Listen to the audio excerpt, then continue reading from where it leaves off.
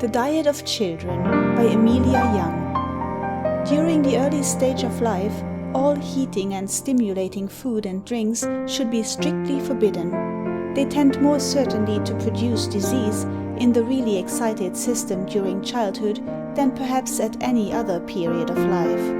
Vegetables should, in fact, constitute the principal diet of children, especially the farinaceous substances such as bread, rice, arrowroot, potatoes, etc. To these may be added milk, soft-boiled eggs, and a very moderate allowance of plain and simply cooked animal food. Children in general have very excellent appetites, and the sufficiency of nourishing food is absolutely necessary, not merely to renew the waste of their systems, but also to supply materials for their daily growth. 3 or perhaps 4 light meals a day will be found a good allowance during childhood. At one of these, the dinner or midday meal, animal food may be allowed, in moderation. For the others, bread or potatoes and milk, various preparations of rice or rice and milk, plain bread pudding and custard form a proper and wholesome diet. All salted and high-seasoned food should be forbidden. Some have objected to butter for children, although experience would appear to show that a very moderate allowance of fresh butter is by no means injurious. Of vegetables, potatoes, carrots, turnips, beets and cauliflowers will be found most wholesome. They should be well boiled, and the potatoes and turnips eaten without being mashed or mixed with butter or fat gravy. Children should never be indulged in pastry of any kind. They may occasionally take a little of the cooked fruit of a pie, but even this should be in moderation.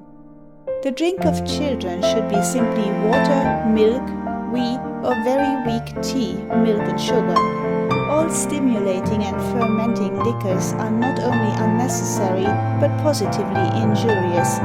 By increasing to an improper extent the circulation of the blood, they induce fever, indigestion, inflammation, or convulsions, to say nothing of the danger of their use during childhood, giving rise to habits of intemperance in afterlife. The periods of the meals should be strictly regulated, and in such a manner that the intervals between them should not be so great as to permit the children to experience at any time a sensation of hunger. Supper should be taken an hour or 2 before bedtime. Children should get their breakfasts as soon as possible after they have arisen and have been properly combed and washed. The stomach is then empty and the appetite keen. If food be too long withheld, the cravings become either too importunate or the appetite fails, either of which would be injurious. As little variety of food as possible should be set before children, since every extraordinary article becomes a new incentive to appetite. They should never be indulged with a second course. If they sit down with an appetite, they will satisfy it by eating of the first articles presented to them. Hence, all the rest is superfluous, and therefore injurious. If the appetite be trifling, the less they eat at a time, the better, as by taking but little, the appetite will more certainly return at the next meal. But should this instinct of nature for an observance of moderation be neglected, or attempted to be overcome by variety, repletion, with all its evils, will follow. Instead of a renewed and healthy appetite following, as would have been the case had the instinct been obeyed, it will be found diminished, and most probably attended with headache, fever, oppression, or even vomiting. Children should not be allowed to eat frequently of bread and butter, bread and molasses, cakes or fruit between meals, for this will either destroy the regular appetite or induce them to eat too much. In the first case, the stomach will be interrupted in its regular routine of function. Consequently, the appetite will become either irregular or capricious. In the second case, all the evils attendant upon an over-distension of the stomach must follow.